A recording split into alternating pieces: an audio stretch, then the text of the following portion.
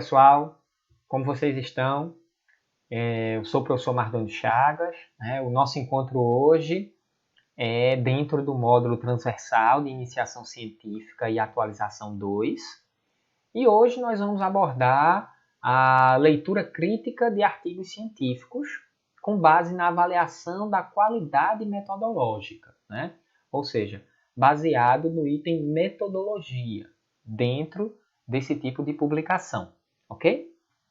Então, vamos começar? Avaliação da qualidade metodológica.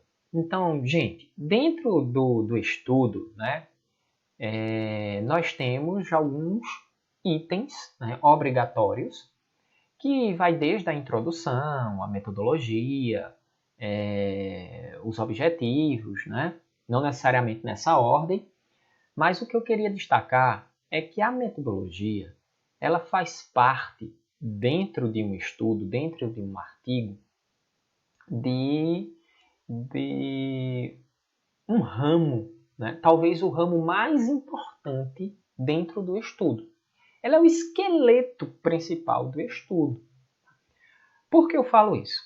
Porque quando a metodologia ela não está satisfatória, né? Ou traduzindo, né, trocando em miúdos mesmo. Quando a metodologia está errada, aquele artigo, consequentemente, todos os seus resultados, eles não são resultados confiáveis, né? Por quê?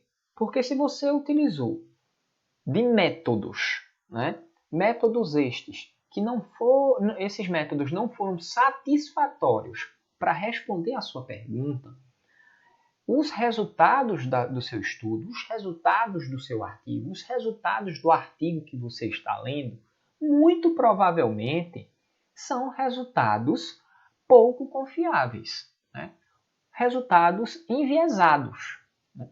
Então, a metodologia, esse item, né, dentro dos estudos, dentro dos artigos, é um item muito importante, talvez o mais importante, né? Eu sei que os resultados são importantes quando nós vamos ler um artigo, por exemplo, nós queremos logo saber se aquilo deu certo, se aquilo é efetivo ou não é, né? Dependendo de cada artigo, de cada desenho de cada artigo, claro. Mas o que eu queria chamar a atenção é que a metodologia ela é de extrema importância. Por quê? Uma falha na introdução, né? Uma discussão uma discussão arrastada, uma discussão mal feita, não necessariamente inviabiliza o artigo, né? Um resultado que não foi descrito de forma bem feita não inviabiliza o artigo, né? No entanto, uma metodologia que não foi satisfatória, uma metodologia que não foi bem feita, inviabiliza o artigo, né? Então, a metodologia é extremamente importante para a leitura crítica. E é ali que eu foco, né? Na verdade, é ali que é o foco desse nosso encontro hoje, na metodologia, né? Então, eu costumo falar que quando a gente faz uma análise crítica de algum artigo, certo? Antes da gente ir ler os resultados, se empolgar com aqueles resultados, colocar lá no AVA, né, aqueles resultados que você viu, que você leu durante algum período e sobre um determinado conteúdo. Olha a metodologia, né? Veja se aquela metodologia confere, é bacana, é satisfatória para responder aquela pergunta. Porque se não for, o que é que nós vamos fazer? Descartar o artigo. Então, aqueles resultados eles não são confiáveis, né? Então, a metodologia repetindo, né? A metodologia é extremamente importante para a leitura crítica, né? A partir dela, a gente já pode excluir o artigo. Vi a metodologia. Vi que essa metodologia ela não satisfaz, né, aquele estudo, aquele que eu estou vendo. Então não adianta nem ler mais o artigo. Se a metodologia for falha, os resultados, consequentemente, não são resultados confiáveis, não são resultados verdadeiros. Bom, Então, quando eu devo dispensar um artigo imediatamente? Então, eu dispenso um artigo imediatamente quando ele apresenta falhas metodológicas fatais, ou seja, falhas na metodologia que não respondem à minha pergunta. Né? Não há como, não há um mecanismo através daquela metodologia na qual eu tenha respostas verdadeiras, confiáveis. Interpretação com cautela. Ou seja, a metodologia ela não apresenta uma falha fatal, mas a metodologia ela não é robusta, né? Confiável. Então, estes dados, estes resultados, nós temos que interpretá-los, né, com cautela. E quando nós nos deparamos com estudos, né, com artigos, com trabalhos, que a metodologia ela é satisfatória, ela é plena. Né? Através daquele método, eu consigo responder uma determinada pergunta. Né? Então, muito provavelmente, o nível de evidência desse artigo ele é mais alto, né? Ele é maior. Então, nós temos um nível de evidência maior. E podemos confiar, né, naqueles resultados. Eu coloquei aqui para destacar confiar completamente. No entanto, eu tenho uma ressalva. Eu acho que a gente nunca deve confiar completamente. Né? Sempre nós temos que questionar. Mesmo aquele artigo que você ache que ele apresenta uma qualidade muito alta e que ele forneça um nível de evidência muito alto, nós vamos encontrar algo, né, que mereça um destaque, tá certo? Mas o que esse slide quer dizer aqui, na verdade, é o seguinte: artigos com falhas na metodologia devem ser imediatamente descartados. Né? Artigos com metodologia pouco, digamos assim, quando eu digo que ela não é robusta, é que falta algumas informações, né, que deviam estar lá na metodologia e que não estão. Né? Então a gente fica, será que o autor fez isso? Ou será que ele não fez isso? Será que ele agiu assim? Será que ele não agiu assim? Como foi? Então a gente tem que interpretar com cautela. E quando a metodologia é descrita fielmente lá, é que você saiba que daquela maneira, né, com que foi feito a metodologia, né, os métodos a qual levem aqueles determinados resultados, nós podemos atribuir um nível de evidência maior àquele artigo, ok? Vamos lá. Bom, resumindo esse slide aqui, a metodologia, né, ela é um item super importante nos artigos, nos estudos, e que metodologias falhas, né, dispensamos imediatamente o artigo, porque muito provavelmente os seus resultados não são confiáveis. Né? Bom, agora, o que é que a gente vai analisar? Nós vamos analisar, antes de tudo, pessoal, não há uma receita, não é? Uma receita de bolo de como avaliar de forma crítica um artigo, certo? Não há. No entanto, existem alguns pontos que são pontos e a análise desses pontos nos favorece, né, numa interpretação dos seus resultados de forma mais fiel. Ou seja, se eu analiso estes determinados pontos, nós temos uma chance maior do artigo fornecer resultados mais confiáveis. Né? E quais são esses pontos? São esses pontos que nós vamos ver agora nesse slide, certo? Bom, nesse momento, né, que a pandemia causou toda essa tragédia, né, ela também trouxe algumas coisas boas, né?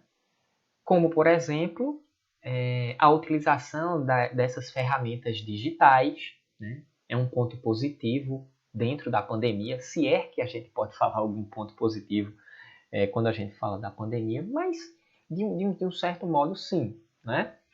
E outra coisa, não sei se vocês observaram isso, mas eu observei que foi a popularização, né, da análise, né, de artigos científicos, né, de ciência. E quando eu falo popularização, eu falo no sentido popular mesmo. Ou seja, por exemplo, há 6 meses atrás, eu não imaginava de ir na padaria, por exemplo, e na fila lá da padaria, eu escutar alguém falando sobre a validade de um determinado artigo, certo? Ou se aquele artigo ele era confiável ou não. Ou seja, as pessoas, né, de uma maneira geral, elas passaram de uma hora para outra a não interpretar de forma crítica os artigos científicos, mas de conhecer as publicações científicas, certo?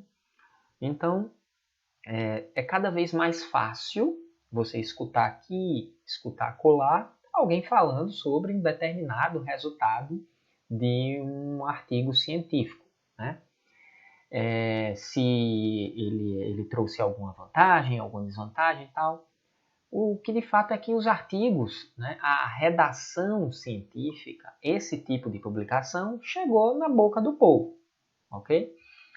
Então, o que é agora? O que é que a gente cabe? Cabe a nós, né, que fazemos parte da academia, tentar, vocês também, né, se incluam nisso, explicar como analisar estes artigos, né? Porque não significa que porque é um artigo científico, ali tem resultados sempre confiáveis. Não. Né? Então, como eu falei antes, não há uma receita de bolo. Né? Eu não vou dizer, olha, olhem isso, tá, se tiver isso, se tiver aquilo, se não tiver. Bom, então o que é que acontece? No entanto, existem alguns tópicos que a gente pode checar, certo? Em alguns estudos, esses tópicos são mais fáceis de identificar, em outros não, certo? Mas de uma forma geral, a gente pode analisar esses tópicos. Então, primeiro, o estudo foi original? Né? É a primeira pergunta que pega muita gente, eu vou explicar já já por quê. Se o estudo foi original. É a primeira pergunta-chave no passo a passo da avaliação metodológica crítica, né? No passo a passo. Então, o estudo foi original? A segunda pergunta. O estudo é sobre quem? Né? O estudo é sobre o quê? Então, isso tem que estar muito bem descrito, certo? Bom, o delineamento do estudo foi adequado? O desenho do estudo, o tipo de estudo é adequado para responder aquela pergunta? Deixa eu passando aqui que eu estava esquecendo de passar aqui. Bom, o viés sistemático, ele foi evitado, né? O risco de viés foi minimizado, né? Existem vários tipos de vieses, né? Então, nesse caso, o viés sistemático ele foi evitado, ele foi minimizado. O estudo foi suficiente, né, e continuado para tornar os resultados dignos de credibilidade? Então, estes são as perguntas-chave, né, que nós devemos fazer ao analisar de forma crítica, né, a metodologia, ou na verdade, nesse caso, o estudo de uma forma geral, né, de um determinado artigo, né? De um determinado estudo. Então, primeiro, se o estudo foi original, se o estudo de quem é não. O estudo é sobre quem, né? O estudo é sobre o quê? Se o delineamento do estudo, se o desenho, se o tipo de estudo foi adequado, se o viés sistemático ele foi evitado ou minimizado, e se foi suficientemente ou suficiente e continuado para tornar os resultados dignos de credibilidade. Então vamos lá. Um por um, tá certo? Devagarzinho, a gente vai lá. Então, o estudo foi original? Bom, agora eu pergunto para vocês.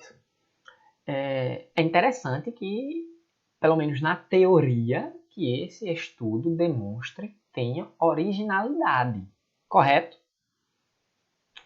Na teoria, sim, né? Na teoria, não há motivo para testar uma hipótese, por exemplo, que alguém já tenha comprovado.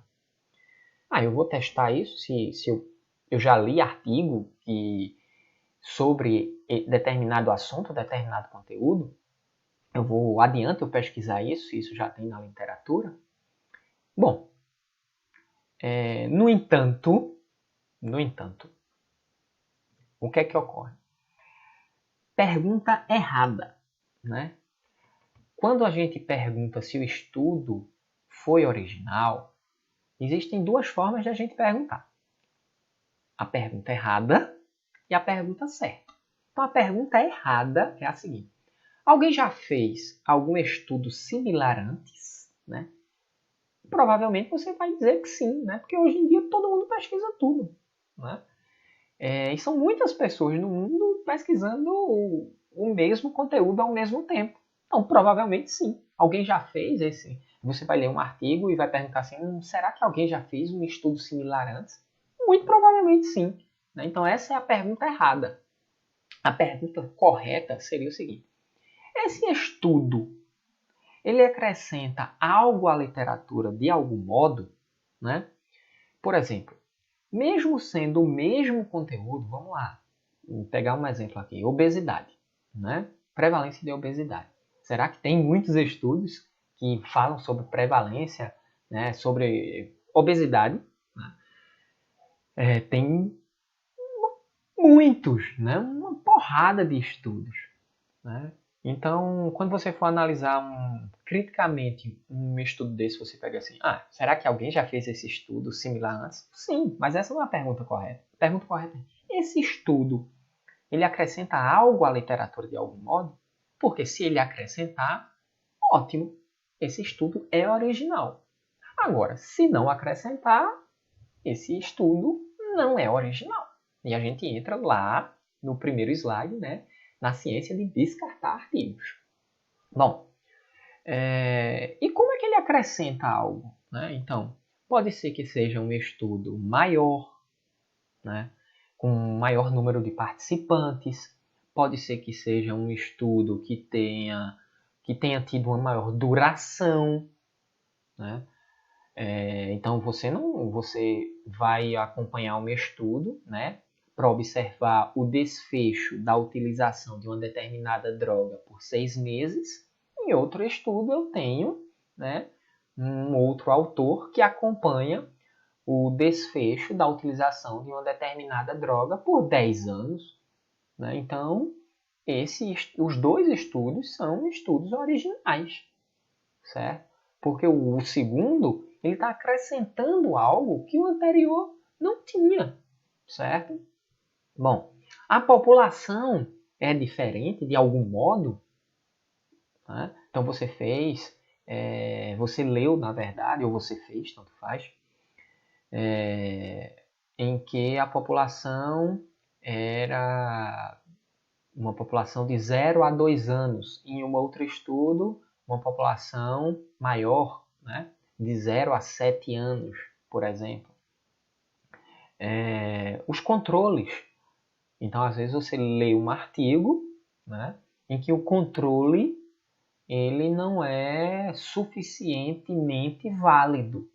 E no outro artigo, né, depois de algum tempo, chegou-se a controles que se aproximavam mais daquele grupo em que está se avaliando. Né? Então, quando a gente fala de originalidade de artigo, a gente tem que colocar isso na nossa cabeça, certo? Se o artigo está acrescentando algo à literatura, de algum modo, algo novo à literatura, de algum modo. Ok? Bom, então, esse seria um dos primeiros tópicos de análise, né? Na avaliação da qualidade de um determinado artigo. Bom, o estudo é sobre quem, né? O estudo é sobre o que. Por que eu estou falando isso? Porque os participantes, eles não são iguais. Existem variantes dentro dos grupos que são analisados quando se trabalha com paciente, por exemplo. Então, quais são as variantes mais encontradas? Os participantes são mais ou menos doentes, né, que os pacientes que você está atendendo, estudando, né, ou lendo em outro artigo. Então, você está lendo um determinado artigo aqui. E você viu que dentro daquele grupo em que está sendo avaliado, que está sendo estudado, você tem pacientes, por exemplo, que apresenta um nível, né? Na verdade a palavra não é nível, mas um score de dor, por exemplo, em que eles estão sendo avaliados. Né? Isso não significa que aqueles resultados eles podem ser aplicados, por exemplo, nos seus pacientes, nos seus futuros pacientes. Porque os seus futuros pacientes, eles talvez não tenham o mesmo score de dor daquele do seu artigo, certo? Então, se você está olhando assim, você tem que analisar com cuidado, por exemplo, se o nível, né, não é de sintomas, né, mas o score dos sintomas, eu estou utilizando sintomas aqui como exemplo, certo? Não serão os mesmos naqueles pacientes que você encontrou no artigo e dos pacientes na vida real, por exemplo. Então, cuidado, né, para não sair por aí falando que aqueles resultados que você leu ali naquele artigo ele é extremamente confiável e que aquilo vai funcionar sempre. Né? Calma. Né? Aquele estudo que você está lendo, ele funcionou naquela população de pacientes, ok? Naquela população de estudo. Isso não significa que tais resultados sirvam para todos os pacientes, mesmo eles sendo acometidos da mesma doença, dos mesmos sintomas, ok? Calma, né? Vamos lá.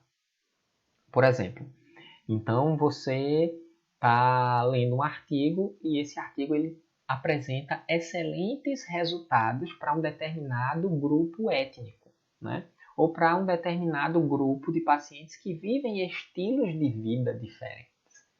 Né? Então, calma também, você não pode ampliar esse resultado, sair falando por aí aos quatro cantos que tais resultados eles são válidos para todo tipo de população. Não, né? Porque provavelmente aquele estudo em que você está lendo, muito provavelmente, né? A não ser que seja um grande estudo, é aí que entra a crítica do artigo, né? A crítica metodológica, a não ser que seja um estudo multicêntrico, né? Com pacientes de vários grupos étnicos, né? Com pacientes de estilos de vida diferentes, né? Porém, né? Que eles sejam incluídos no mesmo grupo de estudo. A gente vai falar isso um pouquinho mais na frente, já já. Então, você não pode dizer que aqueles resultados são resultados confiáveis, né? São resultados que apresentam um alto nível de evidência para todos os grupos de população, ok?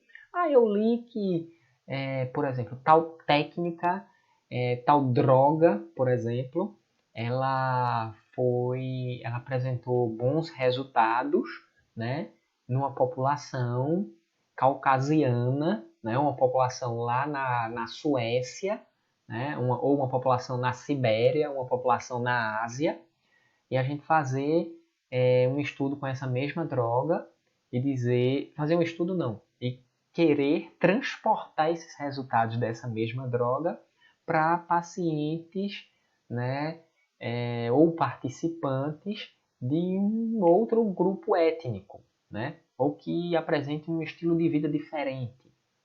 Então, muito cuidado a afirmar determinado resultado. Então, olha assim para o artigo e diz, quer dizer que vocês só fizeram o estudo, você leu, eu mesmo faço assim. Quando eu estou lendo o artigo, é como se eu estivesse conversando com o autor, né?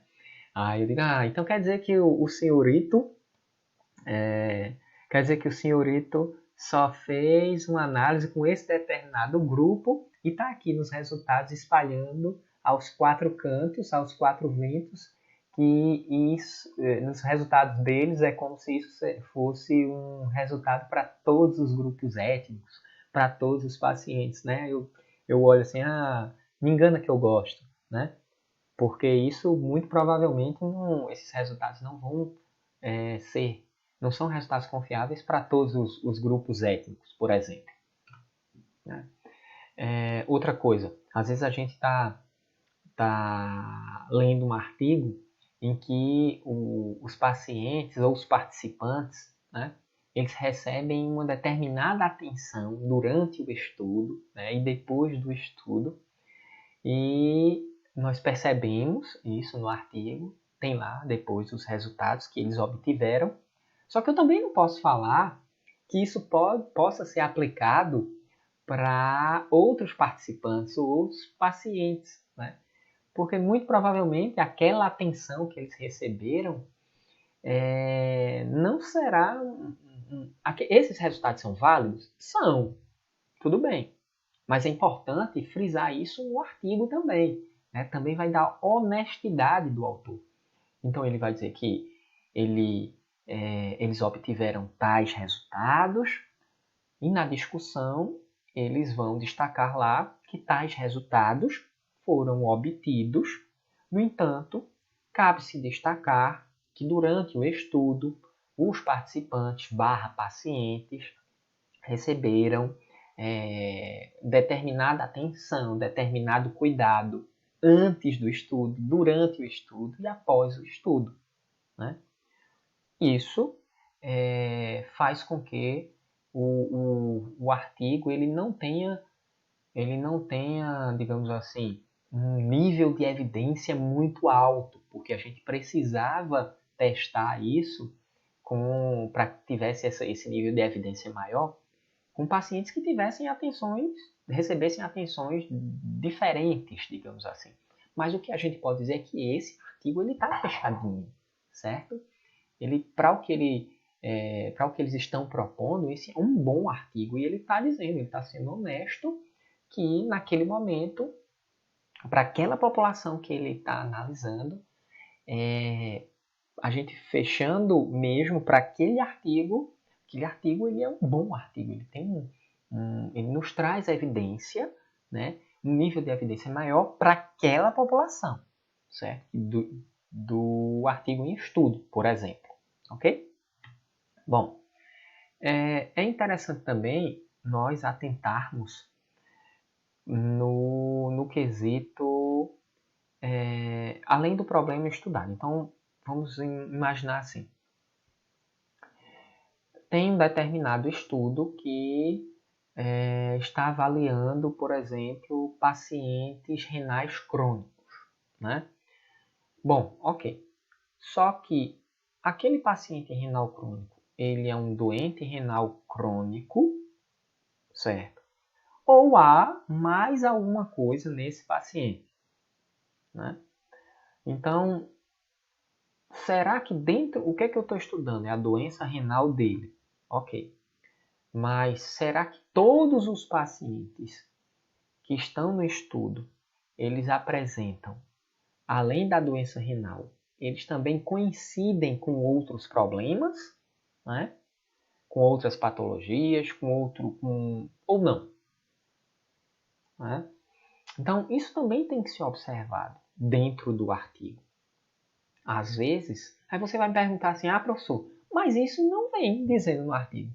Não vem, então, se não vem, o nível de avaliação desse artigo vai diminuir.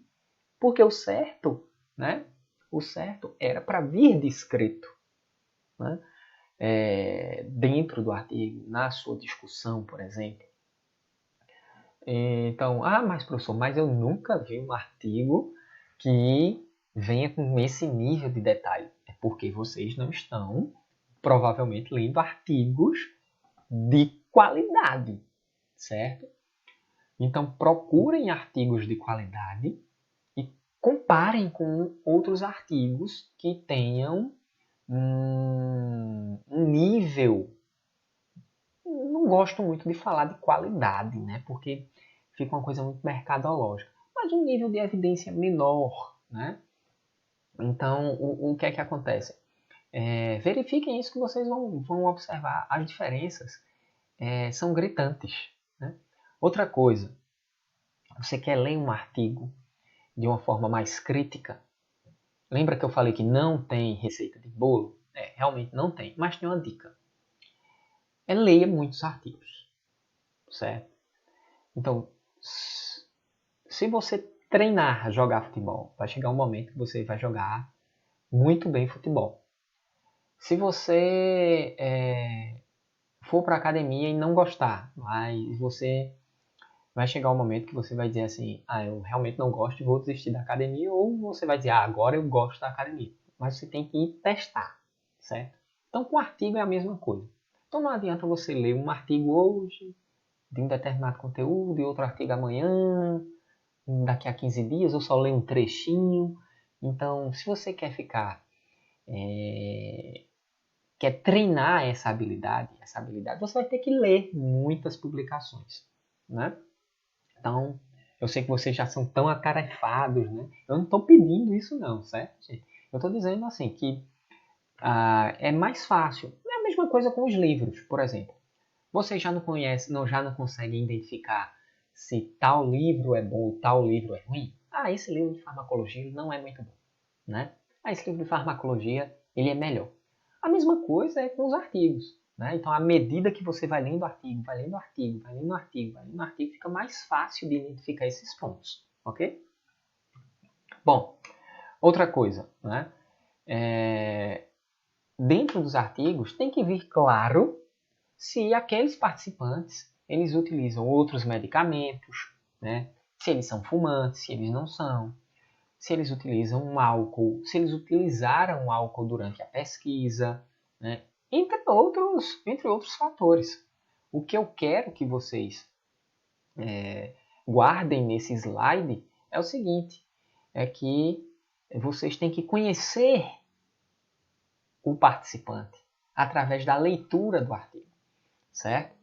E como é que conhecer esse participante? Ou seja, o autor tem que fornecer informações, né? O máximo de informações possível, o máximo de informações possível dos participantes daquele estudo. Quanto mais ele fornecer, maior na nossa escalinha, né, de avaliação da qualidade do artigo, ele vai pontuar. E se ele não fornece tais dados, né, nós vamos, mesmo que os resultados sejam, mas olha, que resultado bom. Mas se ele não fornece essas informações, a gente vai ter esse resultado, mas a gente vai ficar assim com uma pulguinha atrás da orelha.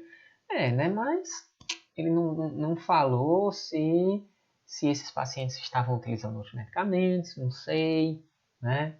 Ou se o controle, né? Vai que o controle está utilizando medicamento e o paciente não. Vai que o controle utiliza álcool, né? Bebeu durante o estudo, né? É fumante, por exemplo, e o paciente não. Aí o que a gente vai observar? A gente vai observar que o participante paciente, né, ele apresentou uma melhora, enquanto o participante controle não apresentou essa melhora. Mas claro, né, o outro é fumante, faz uso de álcool, está utilizando N medicamentos. Então, se não tivesse informação, né, muito provavelmente os resultados não são tão confiáveis. Mesmo que ele tenha feito tudo certinho. Né? Só que a gente não vai adivinhar se ele fez tudo certinho, ele tem que descrever. Então, se não tiver no artigo o máximo de informações possíveis desses participantes, a gente já fica com a pulga atrás da orelha. Bom, então logo, né, acho isso interessante aqui, então logo antes de engolir, né, ou melhor, antes de aceitar os resultados de qualquer artigo por inteiro, faça-se as seguintes perguntas, ok? Bom, como os participantes foram recrutados? Esses participantes foram recrutados como? Eles foram considerando um estudo em que tenha participante, né? Que tenha paciente, né? Então, como esses participantes foram recrutados? Por telefone? Por carta? Através de plataformas virtuais, né, como o Google Drive, por exemplo. Google Drive não, formulários do Google, né, foi através do entrevistador direto com ele. Como é que ele foi recrutado? Né? Como foi essa seleção? Né? Essa seleção desses participantes foi aleatória? Né? Ou não? Né? Como é que eu vou saber isso? Então, isso tem que estar descrito, né? Dentro da metodologia do artigo. Tem que me informar. Né? Então, depois desse recrutamento, dessa seleção desses participantes, quem foi incluído no estudo? Né? Da mesma forma, quem foi excluído do estudo? Então, você recrutou, né? Sei lá no seu PIESC, lá na sua UBS, determinados participantes. Né? Como foi que você recrutou? Qual foi o seu critério? Como foi a sua seleção? Foi aleatória? Não foi? Né? E dentro da sua seleção, quem foi incluído no estudo? Né? E quem foi excluído do estudo? Por que foi incluído? É isso que tem que ter nos artigos. Por que foi excluído? Por que foi incluído? Como foi recrutado? Né? Como foi escolhido para participar? Então, por exemplo, se você quer verificar os níveis, né, de LDL, por exemplo, em uma determinada população e comparar com a utilização de uma determinada droga, ou seja, se aquela droga é efetiva ou não para diminuir os níveis de LDL, então o que é que acontece? Você pode ir numa população, selecionar uns pacientes ali, aqueles pacientes, né, que são mais sedentários, né, ou você pode selecionar aqueles pacientes que praticam mais atividade física, ou seja, que apresentem outros fatores que possam contribuir com a diminuição do nível de LDL. Né? Então, como é que eles foram recrutados? Né? Como foi essa abordagem? Quem foi incluído no estudo? Quem foi excluído? Então, façam estas perguntas quando vocês leem um determinado artigo. E respondam, eu mesmo, eu risco o artigo todinho, certo? Então eu vou lá, quantos participantes foram? Aí tá lá, né? Escrito, eu pego, tá, ou destaco, marca texto, né? Quem foi incluído no estudo? Você coloca lá, foi falando, por quê?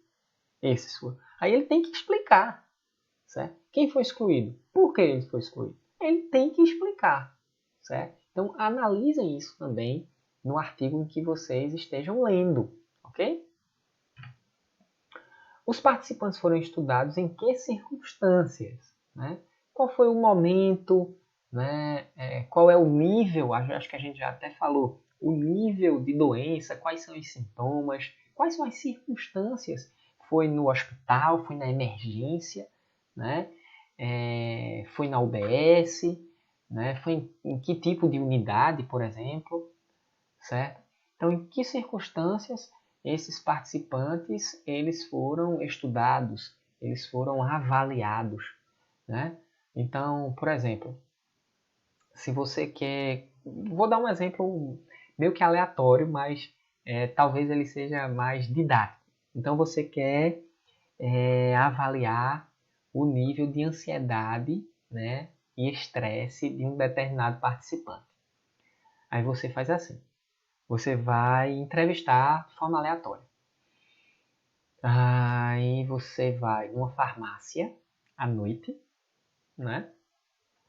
Onde às vezes, né, chegam clientes, né, à noite numa farmácia, que eles, por exemplo, saíram de uma emergência, já passaram o dia no hospital, vão lá comprar remédio, já estão estressados, né? As respostas elas serão de uma determinada maneira. E você vai, mas o que é que eles estão fazendo lá? Estão comprando remédio, saíram do hospital, né? Estavam com algum parente doente ou estavam doentes, e vai te responder aquele questionário. Aí você vai fazer essa mesma entrevista em uma pessoa que está numa loja de eletrodoméstico comprando um bem lá, um imóvel, sei lá, uma geladeira, tal. Então se você aplicar esse mesmo questionário, você vai ter uma diferença absurda nas respostas, né? Então, por quê? Porque eles não foram estudados nas mesmas circunstâncias, ok? Então, quando você está lendo um artigo, obviamente que não vai estar lá alguém comprando uma geladeira ou alguém comprando um remédio numa farmácia. Mas o que eu quero é que vocês entendam isso. É que se esses participantes eles foram estudados nas mesmas circunstâncias. Se isso estiver no artigo e ele explicando que foi nas mesmas circunstâncias, ótimo, perfeito. Se isso estiver no artigo e ele explicando que não foi na mesma circunstância, tudo bem, né? Aquele resultado, a gente vai ler o resultado dele, mas a gente vai dizer, olha, esse é o resultado, porém, eles não foram avaliados na mesma circunstância. Cabe destacar isso. Isso no artigo que você estiver lendo não tem descrevendo tais circunstâncias, nem mencionando nada, então é aí que a gente olha assim para esse artigo e diz, será que ele só esqueceu? Será que ele omitiu? Né? Então, aqueles resultados não são resultados que você confie plenamente. Né? Ou seja, tenha calma ao sair espalhando aos quatro ventos, né, aos quatro cantos, os resultados daquele determinado artigo. Bom, o delineamento, o desenho, né, do estudo, o seu preparo, ele foi feito de forma adequada, né? Bom, dentro da metodologia, o que é que a gente pode destacar? A gente pode destacar o seguinte: que intervenção específica, né, ou outro procedimento estava sendo considerado e comparado. É muito fácil, isso é uma questão inerente à pessoa humana, né? Então, quando eu faço uma determinada coisa, na maioria das vezes é uma tendência que eu digo que foi bem feito, foi eu que fiz, né? Mas no artigo científico, né, ele tem que ser sistemático, metodológico. Não deve ter isso. Então, eu tenho que comparar com outra intervenção, com outro procedimento, e a partir dessa comparação, eu tenho como medir se a minha intervenção ela foi boa, ou ela foi tão boa quanto ao meu comparador, ou se ela não foi boa quanto ao meu comparador, certo? Então, por exemplo, estudando novos fármacos com atividade anti-câncer, por exemplo, e nós estamos observando aqui, eu estou fazendo lendo um estudo em que está se testando uma nova terapia anti-câncer, ok? Beleza. que resultado bom, né? Realmente, alguns pacientes apresentaram uma evolução satisfatória, alguns foram curados, olha que interessante, e a maioria desses pacientes não apresentaram resultado nenhum e outros tantos morreram. Beleza. Mas como é o tratamento atual para aquele determinado tipo de câncer que você está lendo lá no seu artigo? Aí quando você vai comparar, o que é que acontece? Aí o controle lá, a primeira intervenção, ela é bem melhor do que a que os autores estão testando. Ou ela apresenta menos efeitos adversos, né? Apresenta uma menor toxicidade do que aquela droga que os autores estão testando. Né? Então isso tem que estar no artigo. Tem que ter um agente comparador. Né? Então você tem que comparar com uma outra intervenção. Certo? Será que uma intervenção, uma técnica cirúrgica? Esse exemplo é interessante também, deixa eu pensar aqui. Então, existe a técnica cirúrgica A e ela deixa o paciente internado após o procedimento cirúrgico 2 dias. Tem a técnica cirúrgica B e ela, após o procedimento, o paciente fica internado durante 2,5 dias, certo? O tempo de internação, né, pode acarretar, por exemplo, numa maior chance de contrair novas infecções, no maior custo, né, para os sistemas de saúde. Então, quando eu digo, olha, essa nova técnica aqui, a técnica B, o paciente vai passar apenas 2,5 dias, né? Ela é tão boa quanto a primeira, mas ela passa 2,5 dias internado depois. Enquanto a primeira, que já existe, já é utilizada, que também é boa, mas é uma outra técnica, o paciente passa 2 dias. Né? Então, quando a gente compara, a técnica que já existe, nesse quesito, ela é melhor. Nesse quesito. Né? Mas isso tem que ser dito. Se isso não for dito, se isso for omitido, o resultado final ele é questionável. Né? Ele não é um resultado completo. Então, o que é que acontece?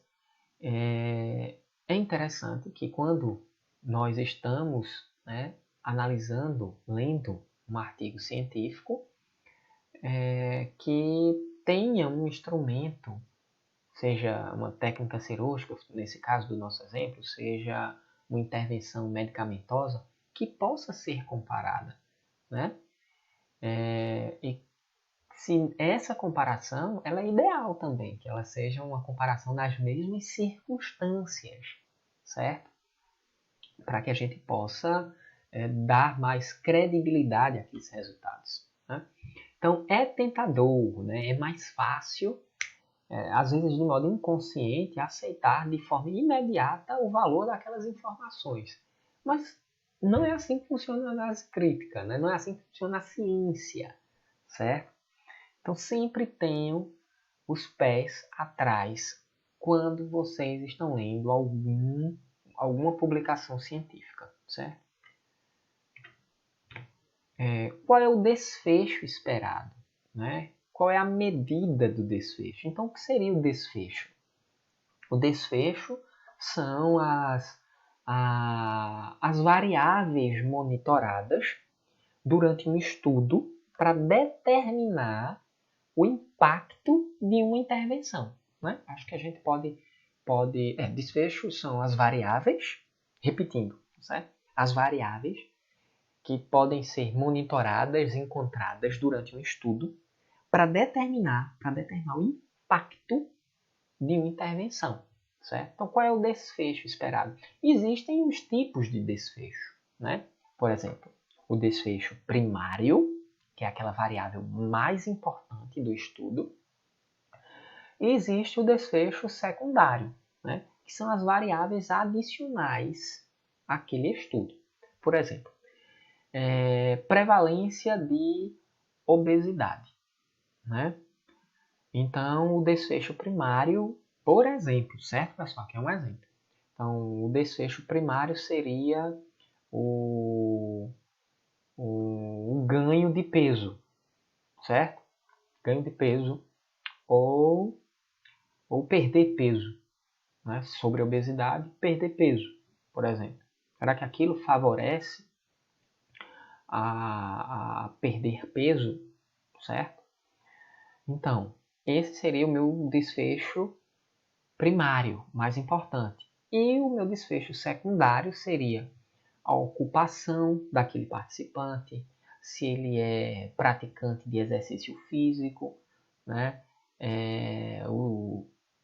O seu grau de escolaridade, certo? Então, eu tenho dentro dos meus resultados o desfecho primário, certo? E os desfechos adicionais, né?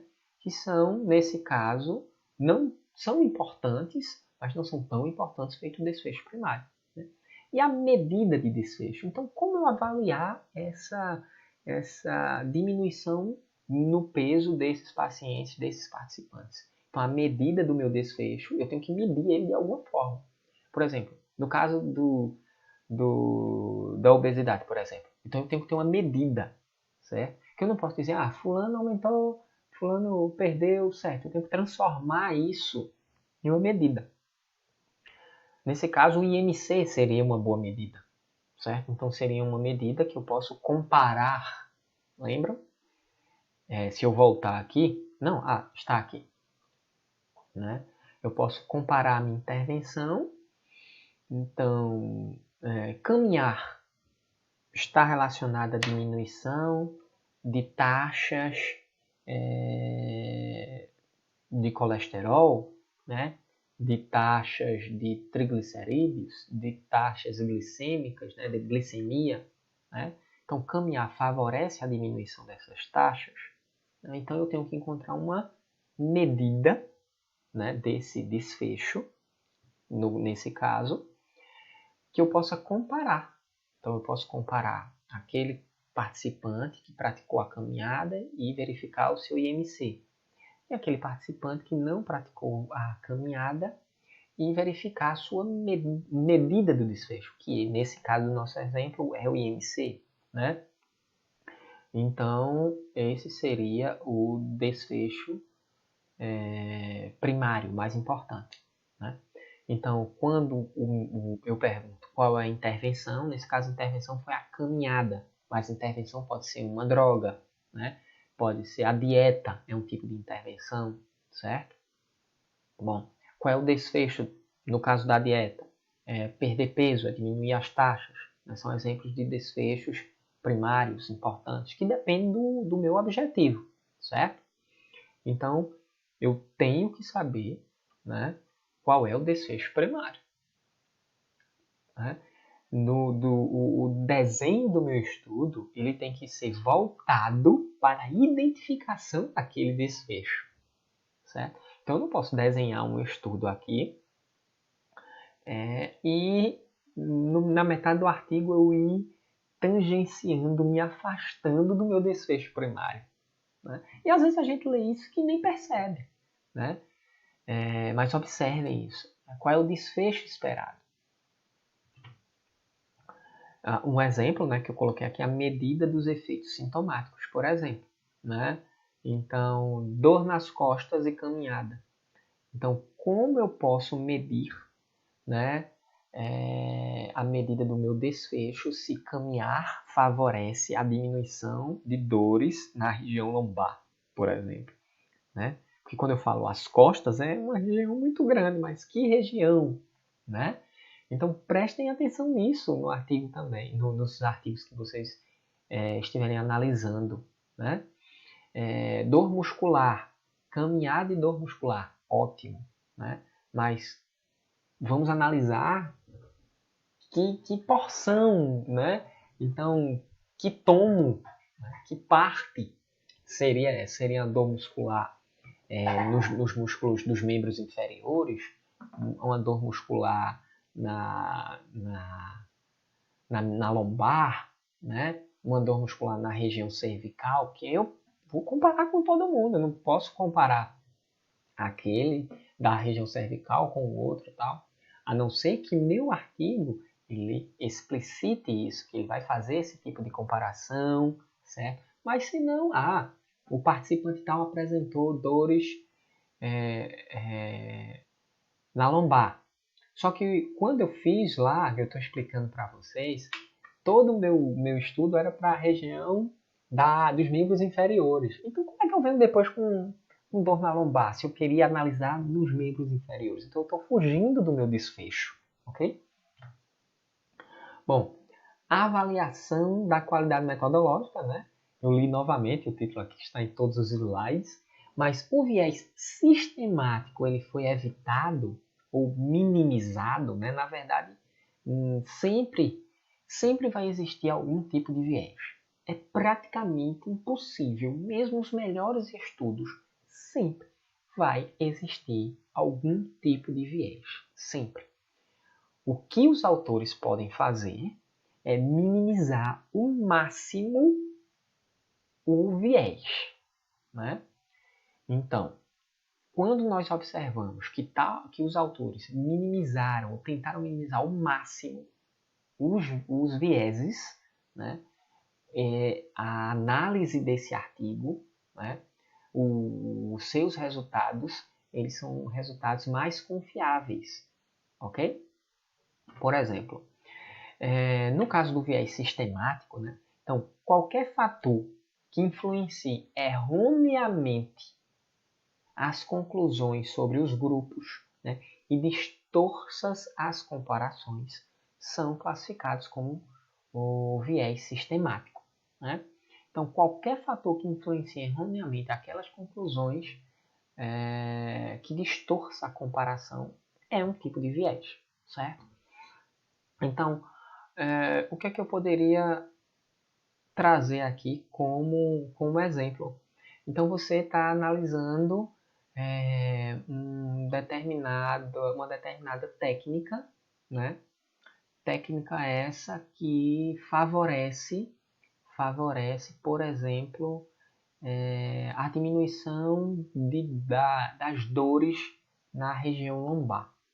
Então, para esse indivíduo aqui, né, eu tenho um grupo com esse indivíduo aqui, eu não posso afirmar, por exemplo, que os resultados, né, serão iguais para esse indivíduo aqui, que na nossa ilustração ele é um indivíduo mais disposto, né, que pratica exercícios físicos, né? Então, será que aquela intervenção, sei lá, acupuntura. Então, esse aqui pratica acupuntura, mas ele é bem sedentário. Olha aqui. Esse aqui está praticando acupuntura, mas ele não é sedentário, né? Ele é praticante de exercícios e tal.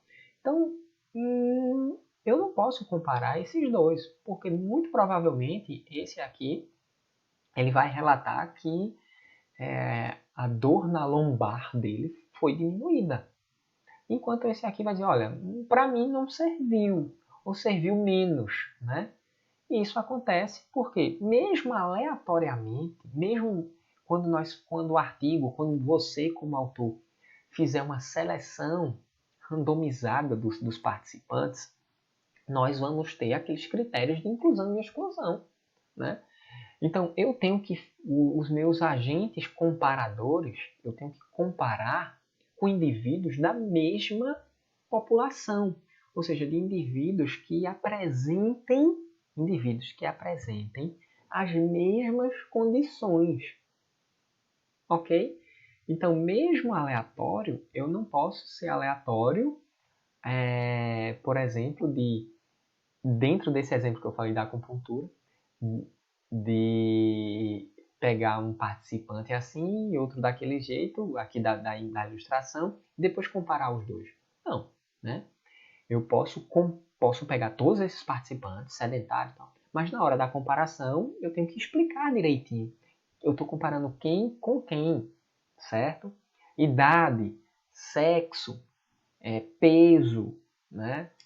Então, tudo isso tem que ser comparado, mas de uma forma em que não haja uma distorção da comparação, ok? E quando a gente está lendo o artigo, a gente pensa que está tudo comparado certinho, né? Porque, acreditem, a maioria dos artigos não nos revelam estas informações, ok? Eles não nos revelam. Então você tem que pegar o seu artigo e colocar o marca-texto. Quem foi? Como foi essa comparação? Certo? Quem comparou? Mas aí a gente já entra no mascaramento, no cegamento, ok? Bom, o objetivo nesse caso é analisar se os grupos de participantes comparados, eles sejam tão parecidos quanto possível, exceto pela diferença particular que está sendo examinada, né? Então, eles têm que ser muito, muito, muito parecidos, esses grupos, né? Tem que ser participantes muito parecidos, exceto pela diferença que está sendo avaliada. Aquele participante que sente muita dor, mas é bem sedentário, né? Aquele paciente que sente muita dor, mas ele pratica exercício físico e tem uma vida mais saudável. Então, cuidado, né? Quando for fazer essa análise, tem que prestar atenção nesse tipo de comparação. Isso serve para tudo, porque esses são exemplos mais fáceis de compreender. Servem para todos os tipos de ensaios, né? O agente comparador, ok? A avaliação foi submetida a mascaramento, né? A cegamento. Gente, nós somos induzidos, né? Por bastante elementos o dia todo, né? Então, se eu olho para você, aqui você está do meu lado, eu digo, vai chover, né? E mesmo que você olhe assim, que esteja um sol bem bonito, aí você vai dizer assim, provavelmente você diga assim, né? Pode ser que tá bonito, mas pode ser. Porque isso, existe a influência, né, das opiniões. Da mesma forma que existe a influência das opiniões, também existe a influência da diminuição de sintomas, por exemplo, se foi esse o caso do estudo, né? Então, algumas avaliações, alguns estudos, eles têm que apresentar algum tipo de cegamento do participante, né? Do pesquisador. Quando eu falo cegamento, é o seguinte, eu acho que vocês já conhecem esse termo, mas agora mesmo, né? Então, eu vou utilizar uma determinada droga para dor de cabeça. Então, um grupo de participantes vai receber, né, aquela droga que é eficiente contra a dor de cabeça. E o outro grupo de participantes, sem saber, vai receber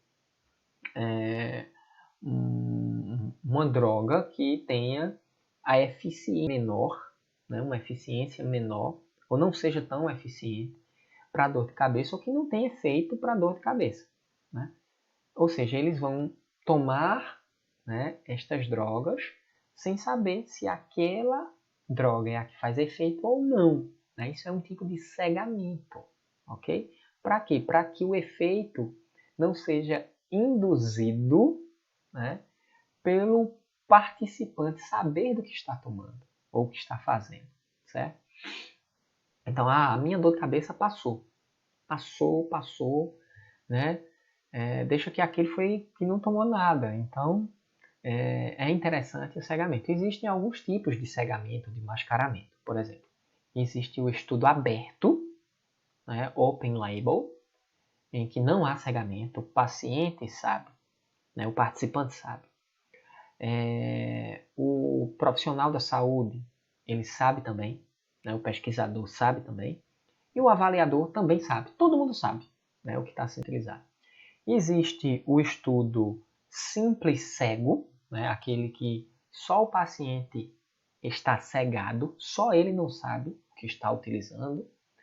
Existe o paciente duplo cego, o paciente não, existem os estudos do tipo duplo cego, é aquele que nem o paciente e nem o pesquisador sabe. Então eu estou dispensando, aqui eu sou o pesquisador, eu estou dispensando uma droga para o participante, mas eu também não sei, né, para não influenciar, né, e que eu tenha resultados né, mais confiáveis. Então, por exemplo, ainda no exemplo da dor de cabeça, aí eu vou dispensar um fármaco para dor de cabeça, aí eu vejo, para aquela senhorinha, a senhorinha tá lá, assim, já. Mas para essa eu vou dispensar um fármaco que é efetivo, por exemplo, porque ela tem uma tendência maior a ter dor de cabeça e vai diminuir a dor dela e a gente vai ter mais resultados. Então, isso seriam estudos que só ela não saberia, ser simples cego. No caso do duplo cego, nem eu, né, nem o pesquisador, nem o paciente vai saber. Existe o triplo cego, em que nem o participante, nem o pesquisador, né, e nem quem vai analisar os dados sabem, né, o que foi testado, para qual foi a intervenção testada em cada participante, certo? Esse é o triplo cego, ok? E quando eu falo de cegamento, eu não estou falando só em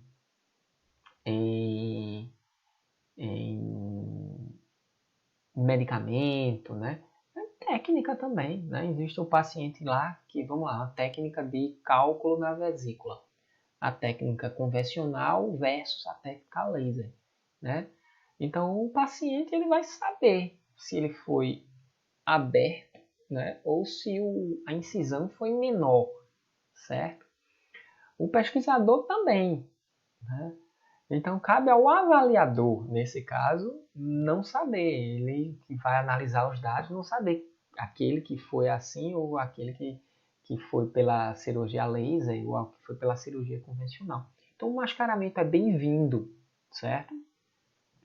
E tem que estar nos estudos. Se o estudo couber o mascaramento, couber o cegamento, faça essa pergunta. Esse estudo cabe? A maioria cabe, certo? Alguns não, ok? Alguns não cabe o triplo cego, por exemplo. Mas faça essa pergunta. Se couber e não tiver, o nível de evidência desse estudo que você está lendo provavelmente é muito baixo, né? Ou seja, há um risco maior de apresentar um viés aí, certo? Então, verifique, será que foi um estudo que apresentou um cegamento ou foi um estudo aberto? Foi um estudo simples cego ou foi um estudo duplo cego ou foi um estudo triplo cego? Poderia ser duplo cego? Por que não foi? Né? Só foi simples cego se o estudo disser, foi simples cego porque não tinha como ser duplo cego, triplo cego. Para aquele artigo vai estar bom. Mas tem que estar a informação, certo? Ok? Isso é muito importante também na avaliação crítica dos artigos. Nos estudos que necessitam de avaliação, é importante que o avaliador não saiba que grupo está avaliando. Bom, questões estatísticas abordadas para quem não domina, para quem tem raiva ou para quem não é estatístico. Bom, então, quando você está lendo, ou você é o autor, primeiro, você é o autor, né? Então você é o autor, você tem lá um monte de dados agora. Agora você vai ter que fazer uma análise desses dados, certo? Para saber se aquele resultado ele apresenta uma significância estatística. Se estatisticamente falando, aquele resultado ele demonstra que tal intervenção é melhor ou não, certo? Então existem vários tipos de testes estatísticos, ok? Quando você está lendo um artigo, eu não estou dizendo aqui que é para você fazer uma análise se você for somente um expert em estatística. Não, não é isso, né?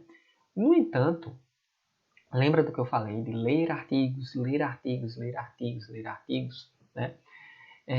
Nós temos medidas estatísticas, né, que elas de fato refletem os resultados que foram obtidos.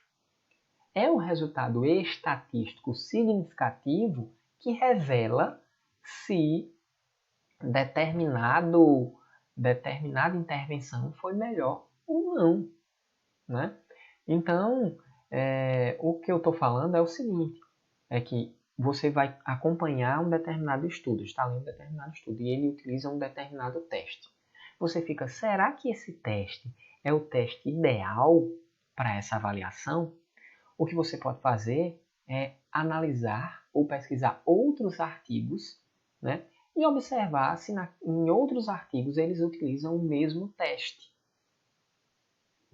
Ou, por exemplo, é conversar com alguém, né, que tenha uma noção melhor do que a sua sobre estatística, né, e discutir se aquele é o melhor teste estatístico mesmo. Se aquele teste ele está de fato refletindo refletindo resultados significantes, né? Então, por exemplo, deixa eu dar um exemplo aqui, deixa eu pensar. Então você tem uma população de 100 pessoas. E dentro dessas 100 pessoas, dessas 100 pessoas, todas fizeram uso de uma determinada intervenção, certo? E essa intervenção, você vai observar que 20% a intervenção foi legal, certo? Ok. E agora você vai pegar esse teste com 1000 pessoas. E você vai ver também se com essas 1000 pessoas a intervenção ela tem o mesmo valor estatístico, certo? Então, o que é que acontece? A gente vai ter mais participantes. Então, seria interessante, né? Seria interessante que esse número se aproximasse dos 20%. Porque a gente ia ter foi 20% aqui e 20% ali. Mesmo tendo um maior número de pessoas. A chance é que diminua, né? Mas o mais importante, aí o que é que vai acontecer? O teste estatístico, um comparador de médias, por exemplo, um teste que compara médias, ele vai dizer se aquela média, quando comparada àquela outra, é significativa ou não. Ele vai pegar o tamanho da amostra e a média, ele vai pegar o tamanho da outra amostra e a média e vai comparar essas médias. Então existem testes que comparam médias, certo? Então, se você estiver comparando uma média, o ideal é utilizar um teste comparador de médias, ok? E hoje em dia, com o advento da internet, não é difícil de você pesquisar se aquele teste é interessante, estou dizendo nem o correto, é interessante ou não para aquele determinado tipo de estudo, né? Eu estou falando aqui porque essa é uma parte bem complexa da análise dos resultados dos artigos, certo? E que já tem que vir na metodologia. Então, na metodologia tem que vir, nós vamos utilizar o teste tal. Então, quando você lê a metodologia e tem lá análise estatística, você vê que aquele teste ali, esse teste aqui não é interessante, né, para esse tipo de estudo. Ou você faz assim, oxe, ele não fez análise estatística não, é? Então, né, como é isso? Então, é muito importante, né? Esse item é um item complexo, mas como eu frisei anteriormente, pesquisem se esses testes eles são utilizados em artigos similares, conversem com amigos que dominam um pouco mais estatística, né? Para que você tenha uma noção ou não se aqueles resultados daquele artigo eles são confiáveis e são robustos. Ok? O que eu quero dizer com esse slide é que a análise estatística é muito importante dentro da sua publicação, da publicação que você está avaliando, e que ela deve vir citada já na metodologia. Bom, dentro né, da avaliação da qualidade metodológica e abordando as questões estatísticas, nós vamos destacar os pontos básicos, que é o tamanho da amostra, a duração do acompanhamento, a totalidade do acompanhamento. Todo mundo, todos os participantes, todos os grupos foram acompanhados, né? Bom, então aqui, pessoal, o que é que eu estou propondo? Vejam, junto com essa aula, ok? Junto com essa aula, eu vou mandar para vocês alguns artigos. Artigos simples, né? Artigos em português para facilitar, certo? Porque o intuito não é ler o artigo, se apropriar das informações do artigo. Não. O intuito é testar a análise crítica, certo? Então, eu estou enviando para vocês, junto com essa aula, alguns artigos e vocês podem responder, treinar, né? Esses artigos, nestes artigos, o que nós falamos até aqui, ok? Então, o que eu queria que vocês fizessem? Que vocês respondessem em um parágrafo curto. Não precisa me enviar, certo? É para vocês treinarem. Aproveitem, né? Façam esse exercício. Pratiquem, ok? Então, respondam em um parágrafo curto. Qual tipo de estudo foi realizado? Certo? Que vocês já viram isso no módulo transversal, no primeiro módulo transversal. Aí vocês vão anotar lá. Quantos participantes? De onde eles vieram? Certo? Quando eu falo de onde eles vieram, não é a cidade que eles vieram. Onde é que eles foram abordados? Eles foram da UTI? Foram da UBS? Né? É uma população de universitários, certo? É uma população que fez cirurgia bariátrica. Então, de onde eles vieram é assim, tá certo? Qual tratamento ou intervenção foi oferecido? Qual o comparador? Que não está aqui, mas anotem. Tem comparador? Se sim, qual comparador? Foi feito um acompanhamento depois? Se sim, por quanto tempo? Tem que ter um acompanhamento. Por quanto tempo? Qual ou quais as medidas de desfecho foram utilizadas? Certo? Qual o desfecho? Qual o desfecho primário? Quais os desfechos secundários e quais as medidas de desfecho? Eu queria que vocês também anotassem qual teste estatístico, se houver, né, foi utilizado. Então isso é basicamente, certo? Pontos que devem ser levados em conta, em consideração, quando vocês estão analisando uma publicação científica, né? Obviamente que focados na questão metodológica, né? Que é o que nós estamos vendo hoje, na questão metodológica, ok? Não precisa me enviar, não vai valer nota, certo? É somente para que vocês treinem, ok? Bom, além disso, o que é que eu verifico? Eu verifico durante estes anos que quando vocês são instigados à pesquisa científica, né, a maioria, né, nos trazem propostas em que nestas propostas há elaboração de questionários. Não é isso? Bom, então o que é que eu estou trazendo agora? Eu estou trazendo como analisar um questionário e, ao mesmo tempo, como construir um questionário, certo? Como construir um questionário bem feito, certo?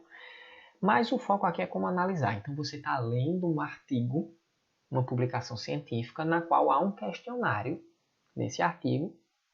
Então, seria interessante que você também verificasse de forma crítica aquele questionário, certo? Então, eu trago para vocês alguns pontos que devem ser observados. Vamos lá. Qual era a pergunta da pesquisa? Então, você vai observar qual é a pergunta da pesquisa. Aquele questionário é o adequado ou era o adequado para responder tal pergunta, então você vai observar isso. O questionário era válido? O questionário já foi validado? Quem é que vai validar esse questionário? O questionário é confiável? A partir de que esse questionário é confiável? O questionário era válido para aquela população?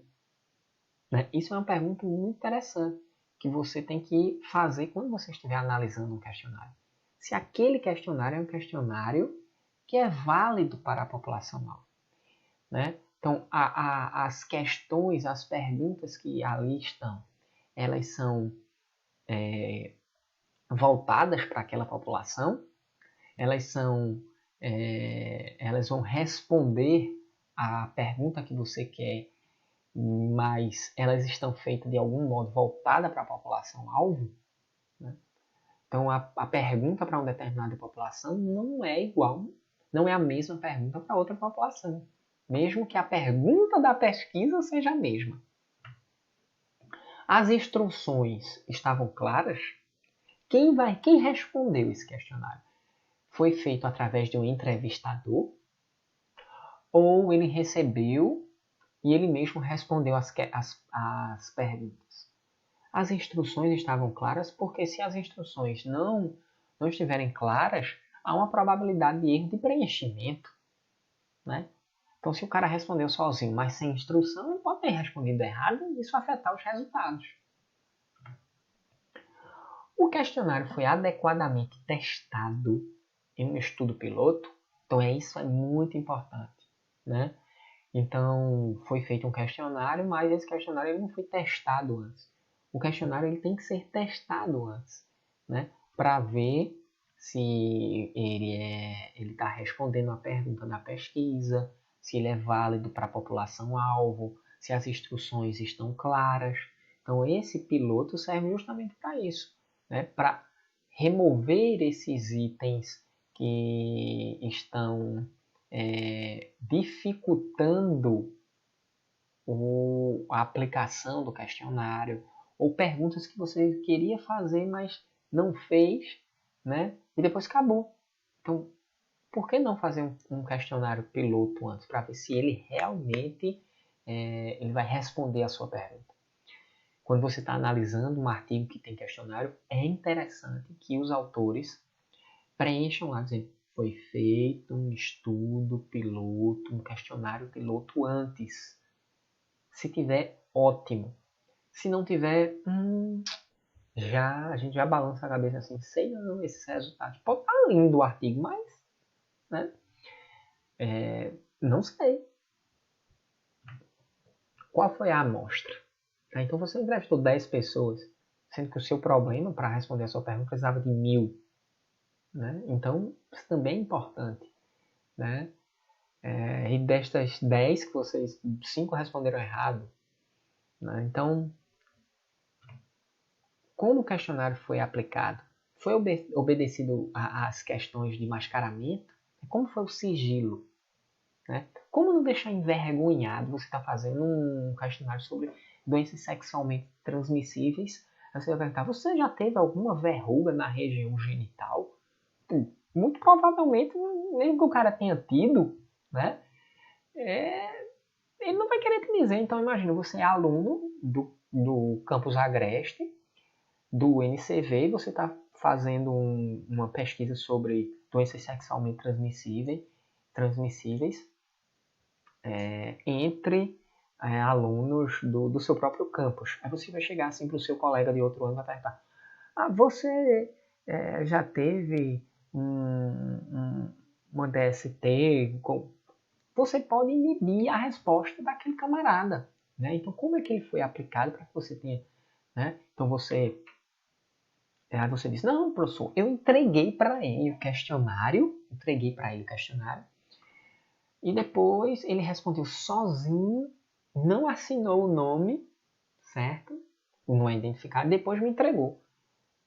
Isso também não adianta muito quando o cara fica inibido, né? Então, partindo daquela pergunta que eu fiz antes, aí eu respondi, aí eu, agora eu vou entregar a ele.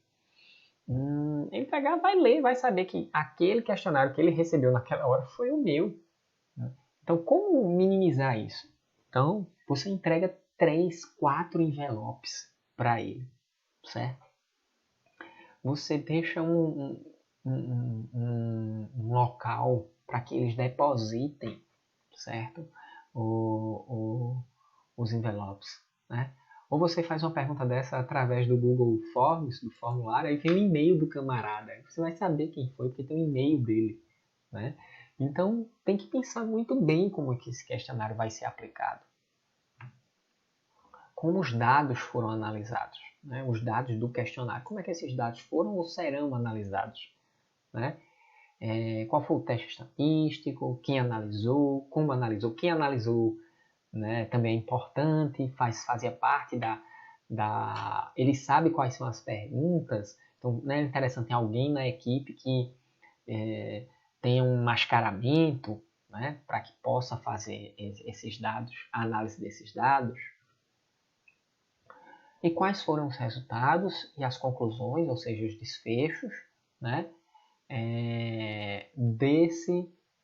dessas perguntas, dessas respostas que vocês obtiveram com esse questionário. Então isso é muito importante na análise de um questionário, na análise de um artigo que tenha questionário.